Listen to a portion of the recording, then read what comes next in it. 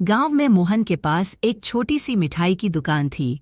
वह सुबह से शाम तक कड़ी मेहनत करता था और उसकी दुकान हमेशा साफ सुथरी रहती थी। वह मिठाइयाँ बनाने के लिए सबसे अच्छे घी, दूध और चीनी का उपयोग करता था। उसकी ईमानदारी और मेहनत देखकर लोग उसकी बहुत इज्जत करते थे। लेकिन मोहन की दुकान के पास ही एक और हलवाई की दुकान थी, जिसका नाम रामलाल था। रामलाल अक्सर मिठाइयों में मिलावट करता था, कम गुणवत्ता वाले घी और दूध का इस्तेमाल करता था और मिठाइयाँ सस्ती बेचता था। उसके यहाँ लोग आते तो थे, लेकिन मिठाई का स्वाद अच्छा नहीं होता था और कई बार लोगों की तबीयत भी खराब हो जाती थी। रामलाल ने देखा कि मोहन के यहाँ लोग ज्यादा आते हैं और उसकी मिठाइयों की तारीफ भी करते हैं। उसने सोचा कि मोहन की ईमानदारी को तोड़ना आसान होगा। एक दिन वह मोहन के पास गया और उससे कहा, देख भाई, लोग सस्ती चीजें खरीदना पसंद करते हैं। तू भी अगर मिठाइयों में थोड़ी मिलावट कर लेगा तो तेरे पास और भी ज्यादा ग्राहक आएंगे। इस तरह हम दोनों ही अच्छा मुनाफा कमा सकते हैं। मोहन ने मुस्कुराते हुए उत्तर दिया, रामलाल, मैं अपनी मेहनत और ईमानदारी के बल पर कमाता हूँ। चाहे मुनाफा कम हो, पर मैं अपने ग्राहकों का विश्वास नहीं तोड़ सकता।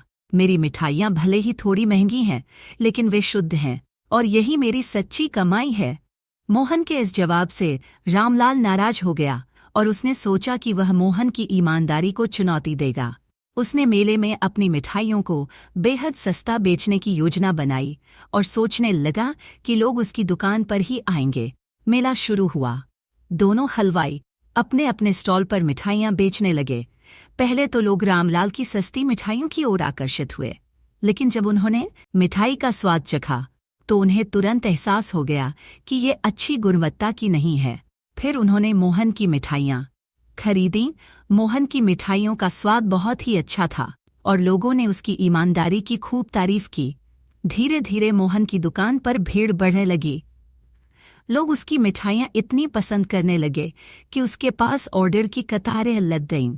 मोहन की ईमानदारी की वजह से उसे न सिर्फ मुनाफा मिला, बल्कि लोगों का भरोसा भी जीत लिया।